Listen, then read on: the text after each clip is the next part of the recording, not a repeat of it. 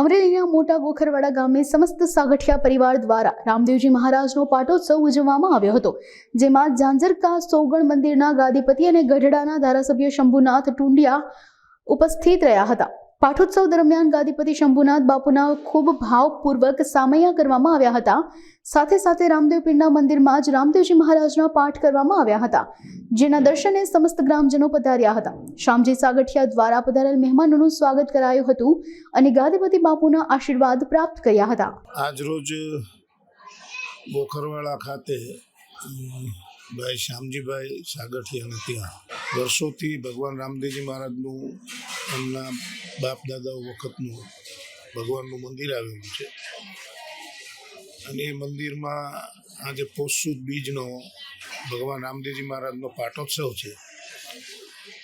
અને એ નિમિત્તે અહીંયા આવવાનું થયું છે। સાંજે જ્યોત દર્શન છે અને ભજન પણ છે, સત્સંગ પણ છે અને આવા શુભ ધાર્મિક પ્રસંગે જ્યારે અહીં આ સાવરકુંડલા તાલુકામાં આવવાનું થયું છે ત્યારે અહીં આ જે પરિવાર છે એ વર્ષોથી ભગવાનના અંદર શ્રદ્ધા રાખી અને રામદેવજી મહારાજની પૂજા અર્ચના ભાવસભર જે કંઈ કરી રહ્યા છે એ નિમિત્તે મને અહીં બોલાવવા નિમંત્રણ આપ્યું છે અને આવવાનું થયું છે। આપના માધ્યમથી એટલો સંદેશો આપું છું કે ભગવાન રામદેવજી મહારાજના આપેલા જે ફરમાનો છે એ ફરમાનો એમણે જે આપણને એમના જીવન થકી જે સંદેશાઓ આપ્યા છે એના ઉપર જો વાત કરવા જવું તો ખૂબ લાંબુ થાય ઇન્ટરવ્યુ, પણ એટલું કહું છું કે એક ભજન છે હરજી પાઠીનું,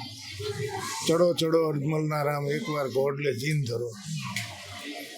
ગઢ દિલ્હીથી બાદશાહ જેને તારો ગામ રોણે છો ઘેર લીધો।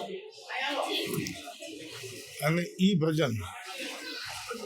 એ જે ભગવાનને એમના જીવનમાં સંદેશો આપ્યો છે ને એ સમજવા જેવું। આજકાલ ઘણી બધી ચર્ચાઓ થાય છે, કુંભ મેળો ચાલી રહ્યો છે પ્રયાગરાજમાં, ત્યાં પૂજ્ય સંતો બધું બોલી પણ રહ્યા છે અને એટલે અમે તો એટલું કહીએ છીએ કે અમે ભગવાન રામાપીરને માનીએ છીએ, રામદેવજી મહારાજના સંદેશાઓ અને એમણે આપેલા જીવનના જે સિદ્ધાંતો છે એને માનીએ, જીવનમાં એને ઉતારીએ, એ જ આ તબક્કે મારી આપ સૌને સંદેશો છે।